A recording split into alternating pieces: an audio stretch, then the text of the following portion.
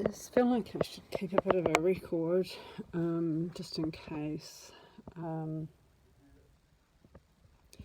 feel really sick, and I'm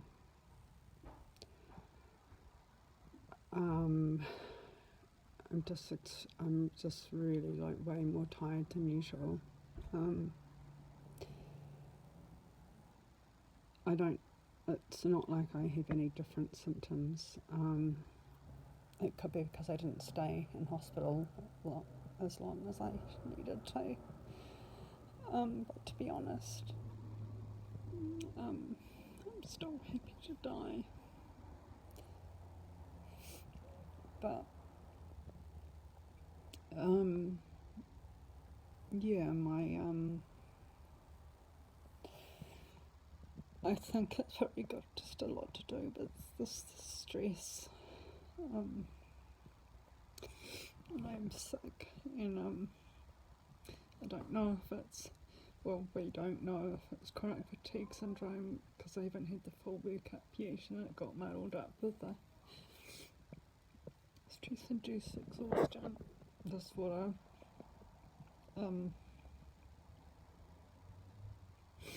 But I've been really struggling to sort my thing out, and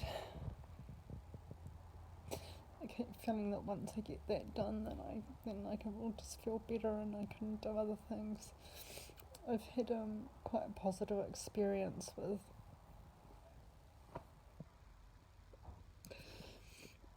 a customer, client experience team member.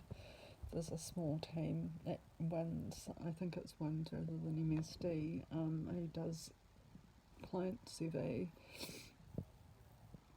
research, and because I gave such a horrifically bad review and I gave quite a lot of detail and I unanonymised myself, I got a contact and I managed to sort of express quite a lot of what's been going on. There's limitations of what they can look into, and it's made me feel better, and I'm hoping that people will just leave me alone for a bit, because I can just imagine just being arrested, and I just don't know, I'm so scared of, but I'm really tired, and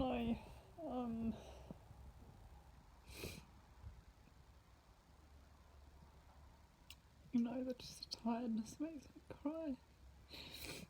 Or I think the stress could well be completely, could completely explain it.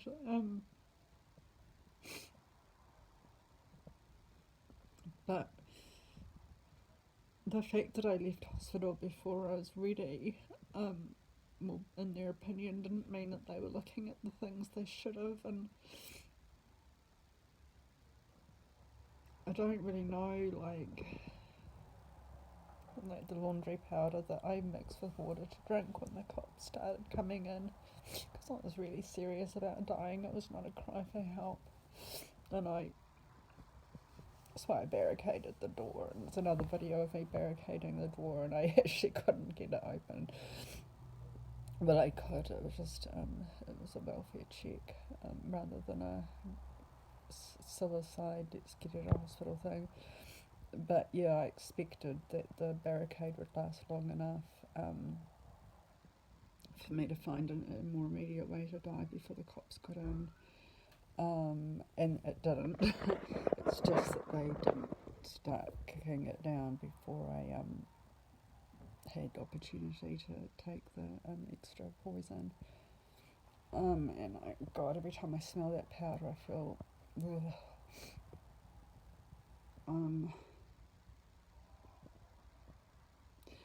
And I also got a call from the pathology team, which I'm a department which I'm under, but I've had virtually nothing to do with, because, as I've said, I don't have any chance to get any medical care.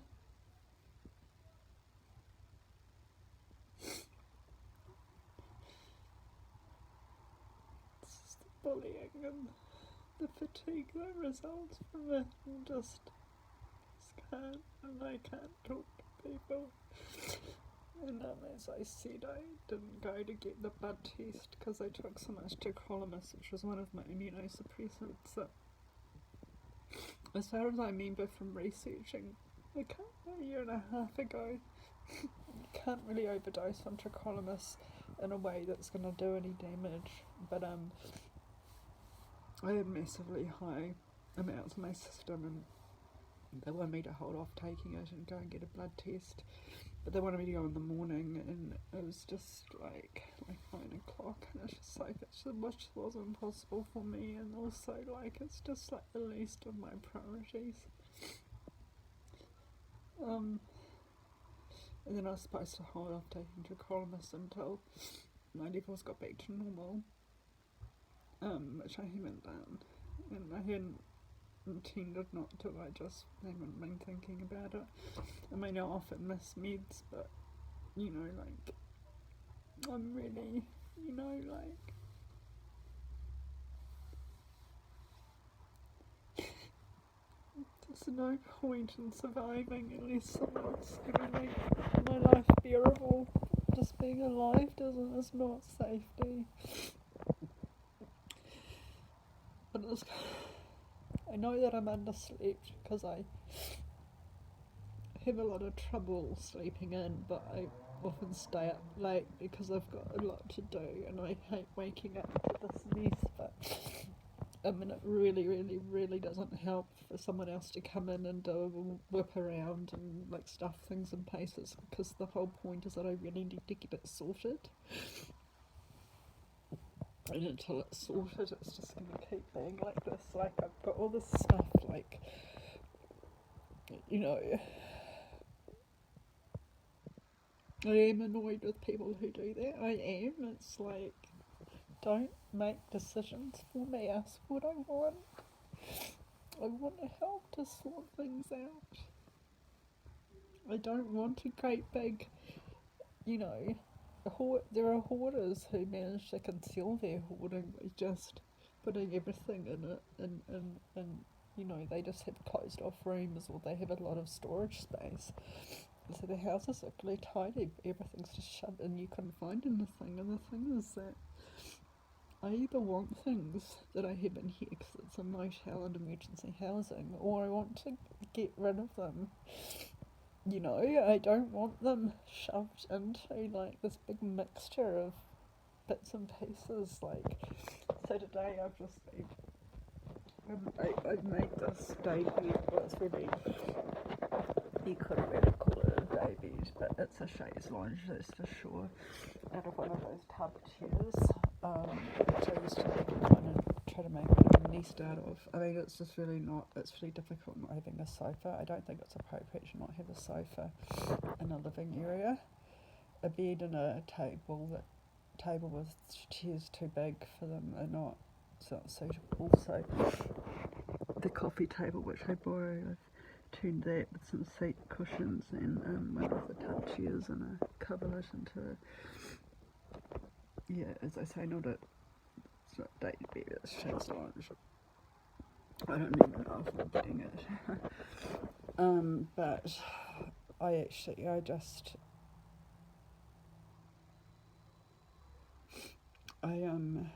do need to treat my workspace, and at the moment I'm trying to sort out my clothes because I keep washing them and stuff, and they just keep piling up, and I've really got to manage them, and I've never quite known what to manage with, because I don't, you know, the wardrobe. Well, I used to have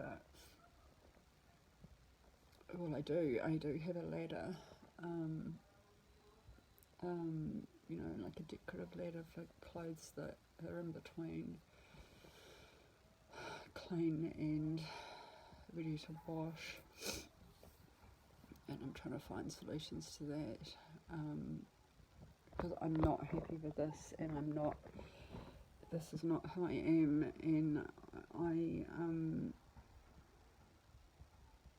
you know, as I said, you know, mental health staff see this as a sign of a mental disorder, and then people who are in control of where you live, like you and it's not that I've had anyone from MSD here, but you know, they would regard this as breaching like my obligations to the hotel manager, but no one thinks this is someone who's sick. She keeps saying she's sick and nobody pays any attention. I've said I'm exhausted and I'm just overwhelmed. And I ended up like, I know I don't nap. I did have my first nap as an adult, aside from being hungover or very sick. On my first day of Ritalin, it was about 2 o'clock and it was a very strange feeling. I thought, what's that feeling? And I know what that feeling is, but because it was out of context and I couldn't identify it, I just thought, I don't feel very good. It turned out that I was sleepy and I had a nap for a few hours, from about 2 o'clock to about 6 o'clock. And I had to do that yesterday, but I slept from, I just had to lie down and I did take things off my bed because I'm not at all one of those. I mean, having stuff all around there is one thing, but having shit all over my bed is quite another. I'm very, very, very particular about my sleeping space. And even though it looks tidy, even though my bedding looks tidy apart from the things on it, like I make my bed almost from scratch every day. I don't put new sheets on, but I take everything off almost, and I air the bed out, and then I leave the bottom sheet on, but I tighten it up and pull it down, and I often hang up my top sheet to air out a bit,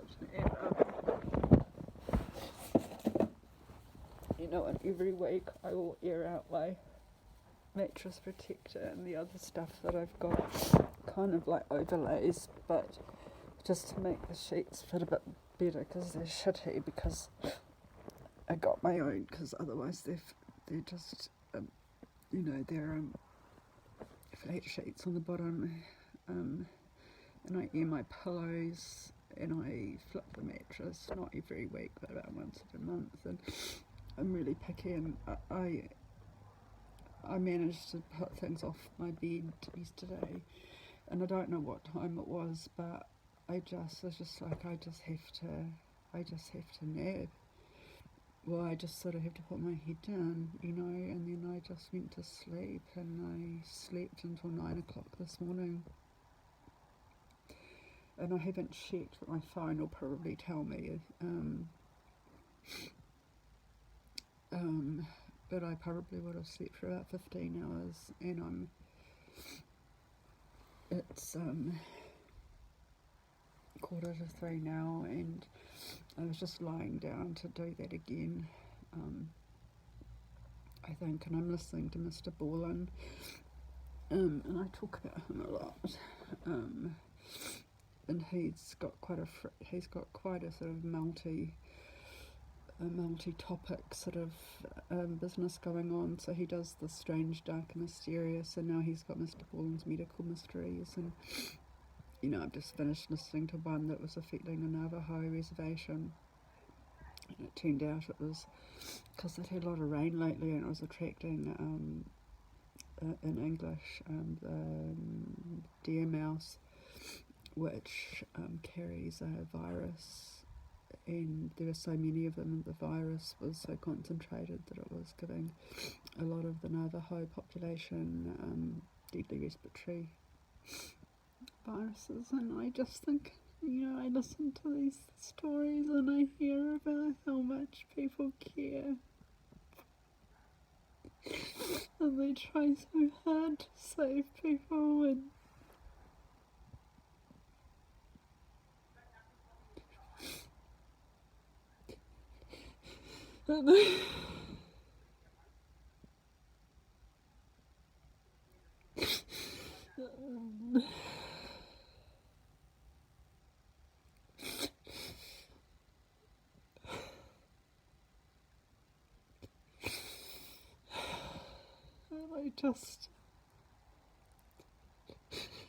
I don't even remember what it feels like to be cared about, and I don't know if I ever have been I don't think I ever have been, really, but from my dad.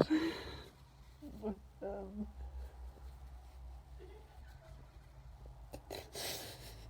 Unless anything's gonna change, then I just,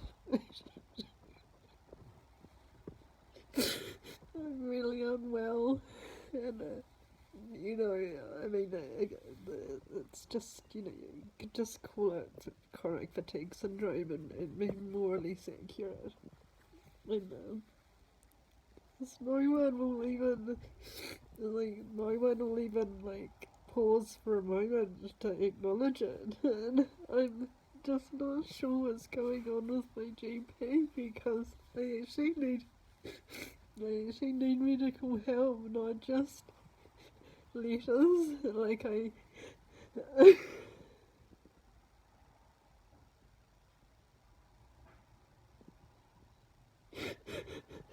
need home help. I'm really, really struggling to cook and do dishes, and I,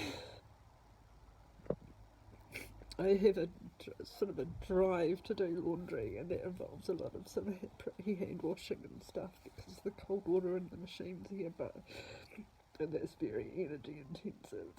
But I just can't fold it and put it away, and I'm just like, I wonder if I just have so much lost sleep to catch up on because I've been working more than full time. I've been working like a CEO works, and nothing is getting worse. I'm not, I'm not even like keeping my head above water. And even though you get occasionally some really good police welfare checks, they don't do anything. And if they say to you, I can't get in touch with them again, and they don't do anything, they say there's anything you can do, and I'm like, yes there is, and they don't do it, so...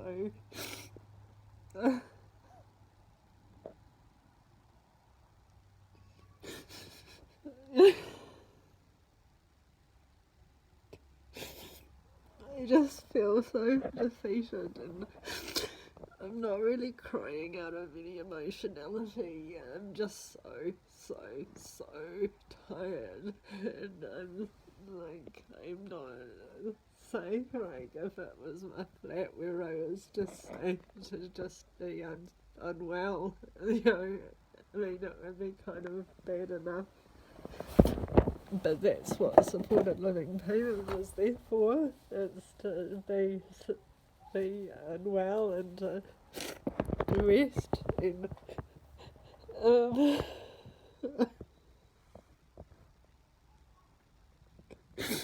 and I don't think anyone's ever going to acknowledge it. When I have to turn up to court, and it's quite possible that I just couldn't,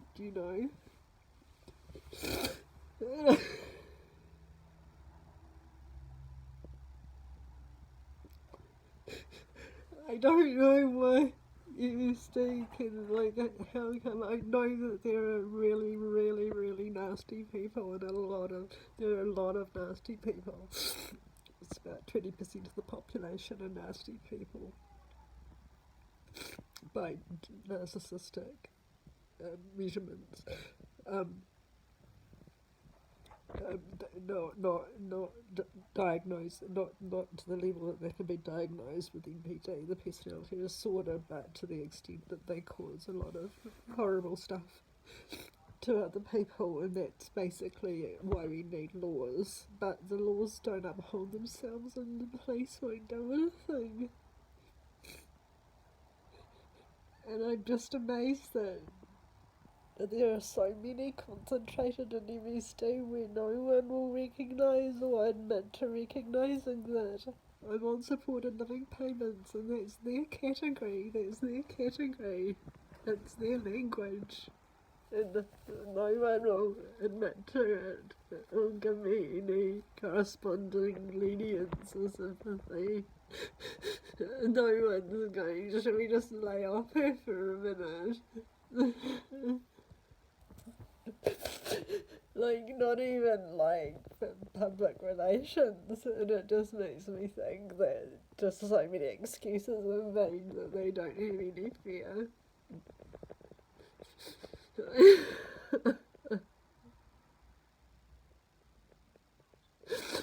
I hate sleeping during the day, but it's just been feeling like so inexorable, and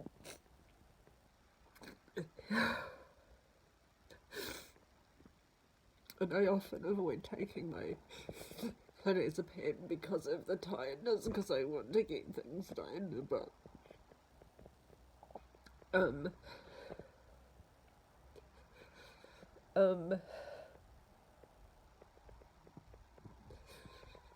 you know, I get in states that's like this, although for a different reason. At the moment, it's not distress, it's just I'm so tired. But I do get into states like this where I'm just beside myself with distress, and I would just put a bullet through my brain just to stop that feeling. Because there's nowhere to exist, it just feels like impossibility. That's what it feels like. It feels like impossibility. And impossibility is intolerable. No, I just want to be gone. I just want to disappear. I don't want to exist. And I don't feel like that at the moment, but I just wanted to record the fact that I am really unwell, and I imagine that I do have a lot of sleep to catch up on. And I imagine that that's probably caused irreparable damage. It would to anybody. But to someone with a fatigue problem, it's just, it's a horror show.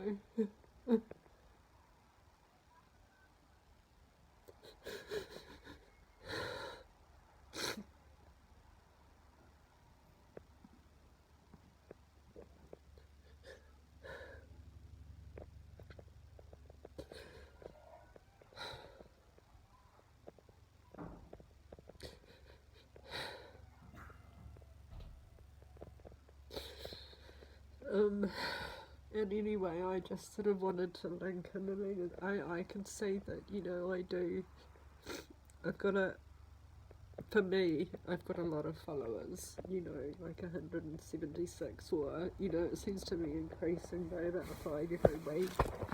I don't know who these people are.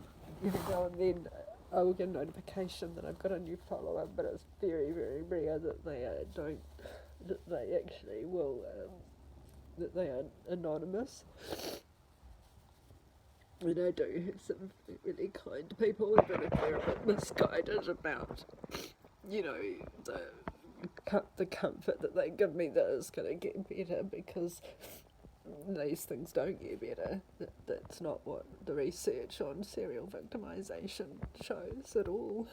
Not at all.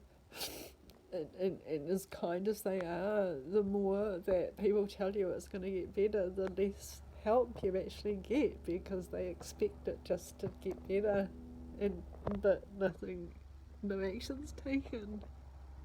I'm still completely alone, and I took my cannula out because of this person in the client satisfaction survey role. I've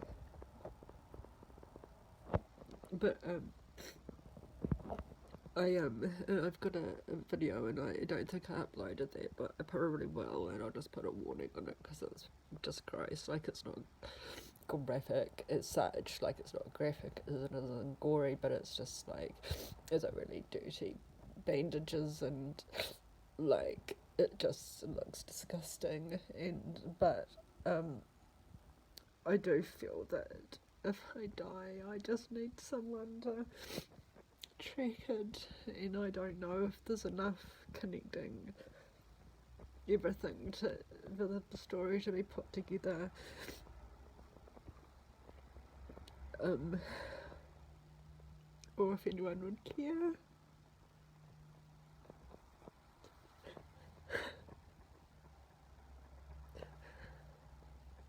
Um,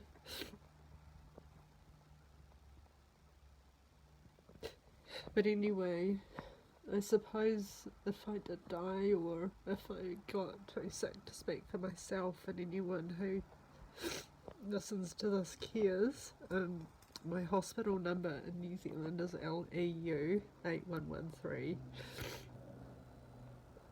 And my medical centre is Riccarton Medical Centre.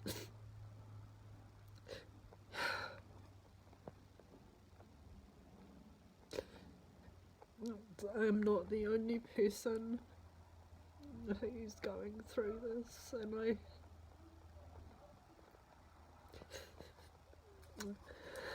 just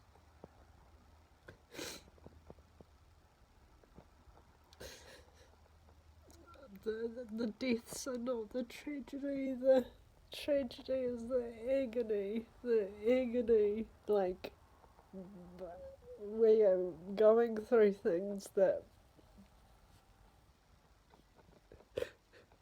you know, countries with dictators go through, but we're invisible. It's very common. There's a lot of us, but we don't have a leader to help us unite, like Malcolm X or anybody. All the disability sort of places, half of them are full of abusers or just want to keep their reputations. They don't want to rock the boat, so there's no one really there. There's no one out there for us. And the thing is that we can't, the sickness that I have is in large part because of the harassment and the bullying and the persecution that's gone on for so long. And, you know, it means that,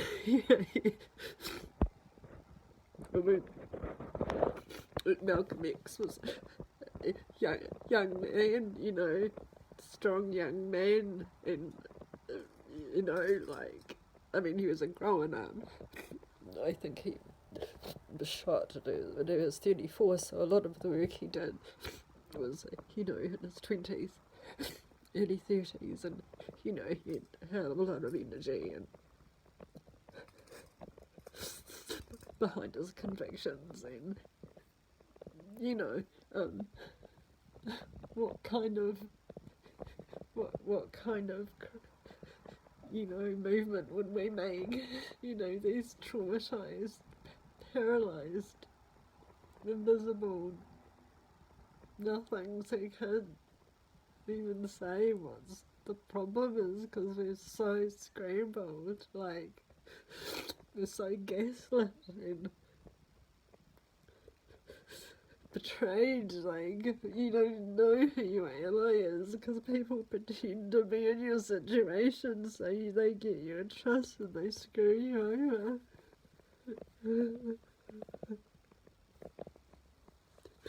When they're offended when you tell them that what they're doing is not helping. You appreciate their efforts, but they've got to listen. Not. It's like this thing, you've known me for 5 minutes, you don't know what I've gone through. Those neighbours are telling me I'm on the wrong medication. They'll get me well on other things, and then I have to be strong and I have to change my attitude, and it's like, for God's sake, you don't know what I've been through, and yes, you've been through things that are similar, but you've had a big whānau behind you, and that's like 60% of the problem solved.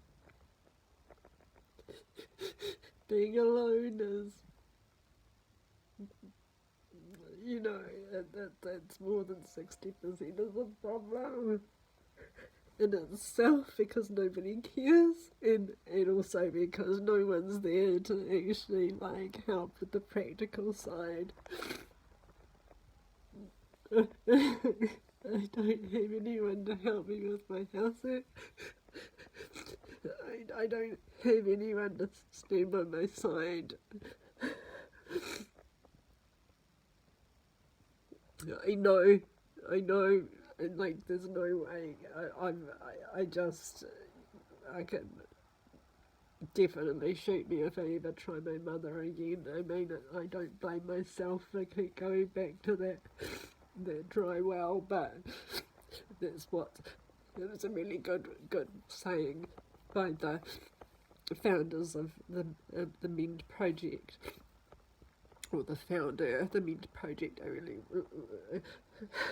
recommend looking at if you abused or not believed, or if you're the kind of person who's been had abuse disclosed to you and you don't believe them, or you think they're reacting in an unhelpful way. I mean, for fucking some us, you know, there's a point where you're not able to really act in your best interest because you're so damaged. But they said you've got to stop going back to the people who won't help you. She said it's like going back to a dry well expecting to find water. And I've got to start going back to my mum. My mum is such a snake. She's such a snake. And I don't know if I uploaded the video where her email popped up on the screen when I was recording, and I was like, I bet that's my mum being a snake. And she was being such a snake. She was trying to make me feel ashamed for having received that email from Angela Talbot. It's very serious, and you can't behave this way. And then she was gaslighting me about it's my PTSD. So again, it makes her look like she's being sympathetic, but she's not, because what she's saying is that's literally gaslighting. That's literally what gaslighting is. It is not lying to you, it is trying to make you think that you're crazy. And it's like PTSD doesn't make you crazy. It's not craziness. It's not a misalignment with reality. It certainly makes you a lot more wary, and you can be suspicious about people who aren't, don't deserve it morally in themselves.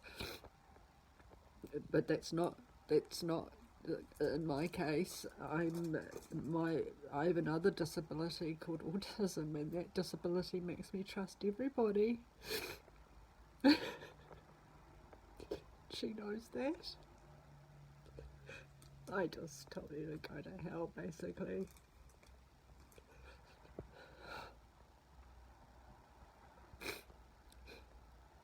And, you know, with her, at the same point that I got to with Mitchell, where I was craving something, but I realised I couldn't, it wasn't Mitchell anymore because he didn't exist. I'd feel so lonely for someone who didn't exist. And I didn't even want to cuddle because it wasn't real. I know that, but I know she doesn't love me, and I know that she's trying to hurt me, but I don't know why. I just still tend to think that she's not really trying to take me down necessarily for its own sake, but that she's made a really big fuck up and she will throw me under the bus to avoid exposure. I'm certain of at least that much, and that's got to, even if there's more to it than that, even if she's genuinely trying to bring me down as well, which is, I'm sorry, but abusers don't suddenly to stop becoming abusers when they have children. Okay, so about 20% of the population has an abusive personality, and that comes from narcissism experts, and a percentage of those are clinically diagnosable, if not actually diagnosed, because they don't usually present for therapy. It's not generally not what happens, because narcissists, nothing wrong with narcissists.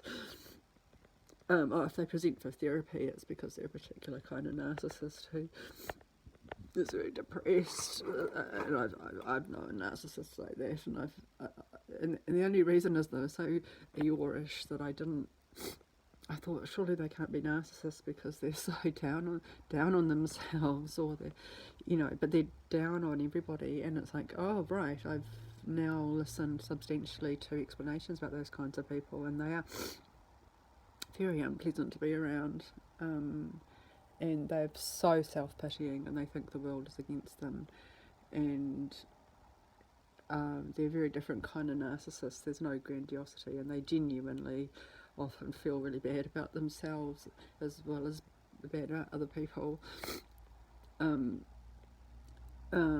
But they also, they feel like they're very special in their downtroddenness, and there's a very good explanation for it. And of course, they're unlikable, so they don't get a lot of positive social interaction, and then when they do, they just deride those people as either inferior to them, or just dishing out charity, or like I've seen it. It's horrific to watch. It's horrific to watch. They squander so much support, and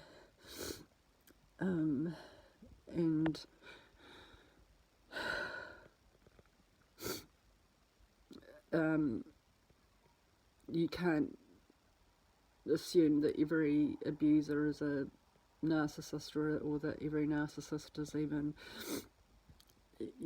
has good self-esteem. It's about what kind of abuser they are, and there are enough of these people of all sorts, with a number of those being clinically viable, and then more so up to clinically viable for antisocial personality disorder. But yeah, 20% of the population, and when people do that thing where it's been used as a joke as well, which is good, because the joke shows that people understand how statistics work and why it's a logical fallacy or a statistical fallacy humour. But they go,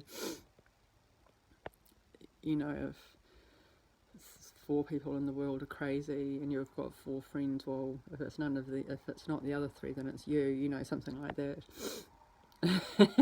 It's only funny one about being gay as well. It was true. It was presented as a true story, where there was this guy. There was this young guy. I don't know, like 8th grade or something in America. I can't remember what. I remember calculating, so about 13 or 15 or something. And they said, such and such percent of the population is gay, and this means that if you've got this number of friends, then one of them is gay, which is not how it works, because that's not how that completely makes no sense of, that's the, people self-select, it's a selection, it's a sampling error, but this guy, he said he had read about that to one of his friends, and he says, oh, I hope it's Michael, because he's really cute. Yeah, but it's like that. So I had one friend who was actually turned out to be just one of those narcissists that I had not I'd always wondered about, but I'd ruled it out because I didn't realise, like I'd taken narcissism in a bit too much of a cliched way, but he's quite an abusive person, but like abusive people are often not detected by most people because it's not in their interest to let it all hang out. Like they're very selective about whom they show it to. Generally speaking, the grandiose ones tend to out themselves pretty quickly. But and he would say to me, "Oh, you think everyone's a narcissist?" And it's like, well, in my life, they generally are, because narcissists exactly, and narcissist just tends to be an all-round kind of word for abuser these days, and narcissists are taking flack for things that are more the fault of sociopaths, like murderousness and stuff. But just to be generally abusive types. I mean, they're just people who really would step on their grandmother's head to, get out of a swimming pool. We're just talking about people who just have no regard for anybody else's interests compared to their own. There's that kind of person, and some of these people actively seek to harm others. But they don't. They're not just. They don't choose their victims from the general population. They choose the ones that don't have a herd or have been shunned by the herd. Yeah. And I feel sorry for my mother. I sort of, I feel bad. She's got her own experiences being shunned. And I expect it's because she's got ADHD like I do, but she won't admit to it. That people don't like us very much because we're annoying or impossible.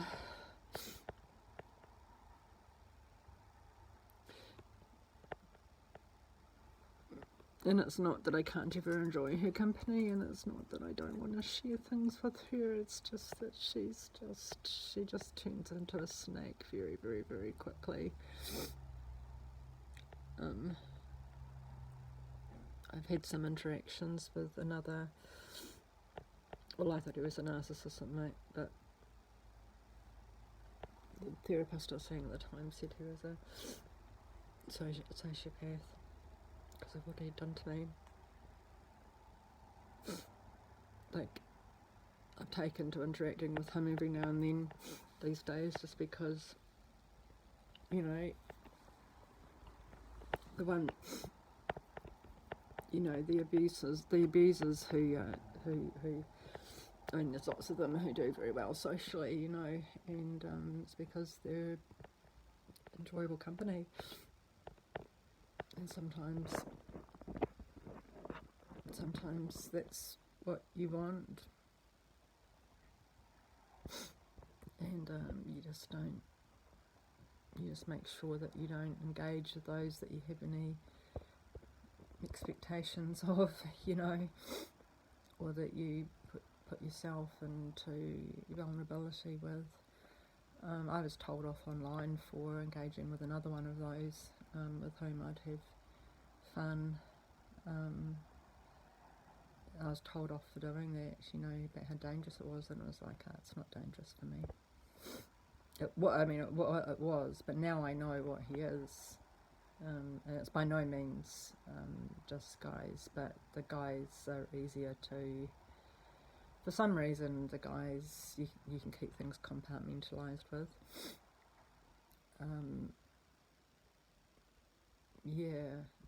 At least, I don't know, male-female relationships are different, and look, one of these abusers, and that's not the one that's the other different one that I said says, oh, you think everyone's a narcissist, but he's done horrific things to people under his care and his work. Men and women are different, and you can compartmentalise, and I'd compartmentalised my friendship with him for a long time, realising that you don't have to have loyalty or trustworthiness in a friendship. You just need to make sure that you know what it is, and that you don't want anything from it or expect anything from it than what you're going to get from it. And so that's what the decision I made. So I made that decision with a few people. Anyway, I was just going to say that it's easier with men, and he's gay, so although there are psychosocial differences between gay men and straight men, there's men that have a lot in common with each other, and they just seem sort of easier to I don't know, for some reason I can just handle the snakes, the snaky men better than I can handle snaky women. And there's probably an awful lot of reasons for that, because of how women behave socially. Our aggression is social, relational. So and as a gullible woman, I can't cope with those kinds of women. Like I can't. I don't have a radar, I don't have a radar. I can't pattern match well enough. And I can't really gauge sincerity. Or the patterns are so muddled anyway, because both abusers and normal people, and if we talk about women, exhibit the same patterns, so the pattern matching is so much harder. And I'm also, for some reason, have always been much less comfortable calling women out. I don't know why. It just makes me feel a bit embarrassed or something.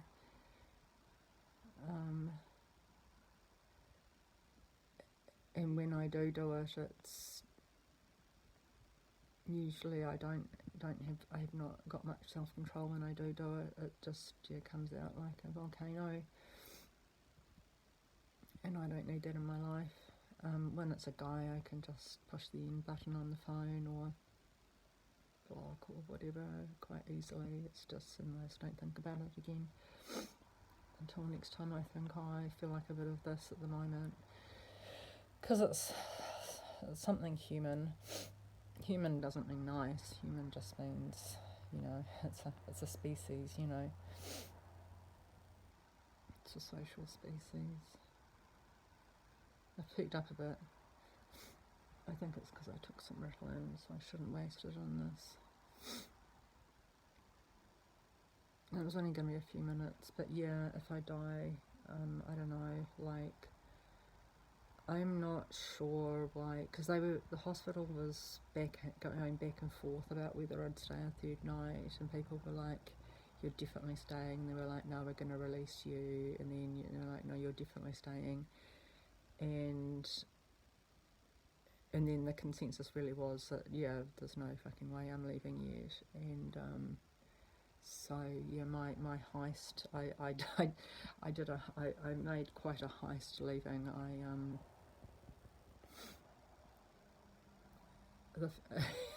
I did quite a good job. It wasn't all premeditated at all, but I realised that I'd set up a bit of the pre-heist accidentally by not faking leaving, but trying to leave, putting my clothes on and trying to leave before having that stand-up row with the mountain man nurse, in which he told me that I was not allowed to leave, and I believed him. And then as later, it's just like, hang on, it's not true. No one can make me stay. There's no law that makes me stay here. So when I got into my clothes the second time, I don't think that necessarily signalled strongly enough that I was definitely going to walk out. and yeah, having the cannula with me. But yeah, what I was going to say is the cannula, I probably will post that maybe because I suspect that I've done damage to myself, and I've read about the dangers of even cannulization when you do it the normal way, not like the abnormal way where a patient sneaks it off site in order to try to die, where there's just so many risks anyway, and it's far from just sepsis, it's blood clots, it's all kinds of things, and it's like there is quite a hard ridge in the channel where it used to be, so that could be a blockage, that could block, and I could lose blood flow to my hand, lose a hand, do I want to lose my right hand? Not really, like all kinds of things could happen. But yeah, I mean, I'm in a high risk group now for like a pulmonary embolism. I don't know what kind of risk, and I don't really want to find out, but like I could die suddenly. And I just feel like someone needs to draw all this stuff together, because I don't need a legacy, because that's what I went out putting my Caitlin stickers around the place, and my mum got me my Caitlin stickers because she did buy me a lot of stuff when Caitlin became a very popular name, and there was no one called Caitlin when I was little, so I didn't get like face cloths and stickers and mugs or anything like that. And so when Caitlin started to become a popular name, and there was a big burst of Caitlins when I was about 19, so there are lots of Caitlins in their mid-20s now. Anyway, obviously there was a certain age where, like, I remember when I got my Caitlin face cloth. Yeah, I think I was about 20. I still have it. And then I got Caitlin stickers, and I thought all my legacy was just putting the stickers around St Albans. And then a lot of them didn't. I could tell they weren't going to stick. But that one outside, that I found, the one outside that place with the shiny brown fence is still there, and I'm thinking maybe I'll use a bit of glue and glue some more around. That's my legacy. That's all I need my legacy to be. But torturing people to death is not okay, government. It's not okay. Yeah, I didn't mean this to be this long.